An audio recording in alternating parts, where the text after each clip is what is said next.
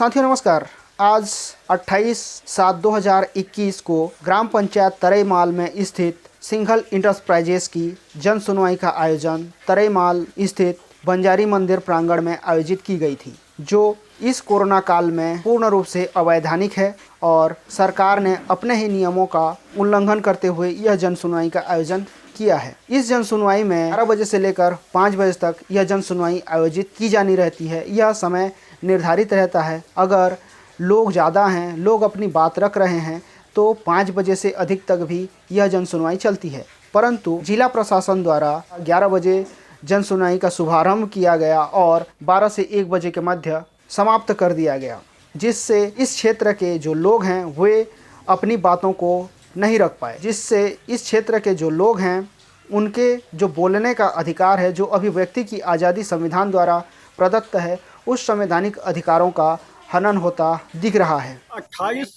जुलाई 2021 को सिंघल कंपनी की रायगढ़ जिले के तमनार विकास खंड के तरईमाल के बंजारी मंदिर के पास जन सुनवाई हो रही थी। ये जन सुनवाई प्रशासन के जो पीठासीन अधिकारी हैं उनके द्वारा 11 बजे ये जन सुनवाई चालू की गई और अभी जैसे 1:30 बज रहे हैं कि करीब 1 घंटे पहले पीठासीन अधिकारी ने पूरी जन सुनवाई की प्रक्रिया का समापन कर दिया और समापन करने के बाद लगभग यहाँ से पूरा स्टाफ चला गया, जो कि हजारों की संख्या में जो ग्रामीण हैं वो इस मंदिर प्रांगण के अंदर अपनी बात कहने के लिए आए हुए थे और उनकी बात को न सुनते हुए जिला प्रशासन ने जन सुनवाई का समापन करते हुए और यहाँ से अपना जो सिस्टम है वो पूरे सिस्टम को लेकर चले गए।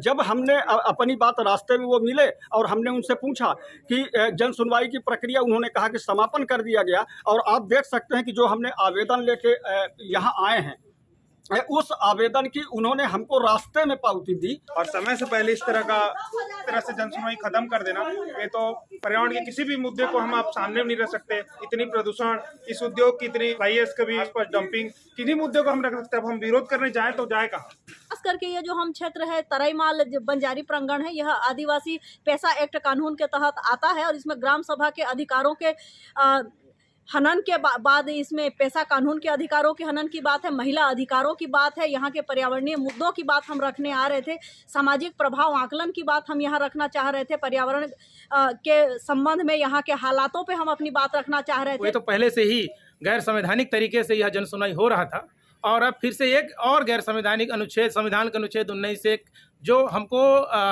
अपनी अभिव्यक्ति की आज़ादी का अधिकार देता है, उसका हनन किया गया है जिला प्रशासन के द्वारा और हमें अपनी बात नहीं रखने दी गई है और समय पूर्व यह जन सुनवाई समापन करके सरकार फिर से गैर कानूनी और गैर संवैधानिक तरीके से अपने जो चरित्र है उसको लोगों के बीच में यहाँ पर रखा है।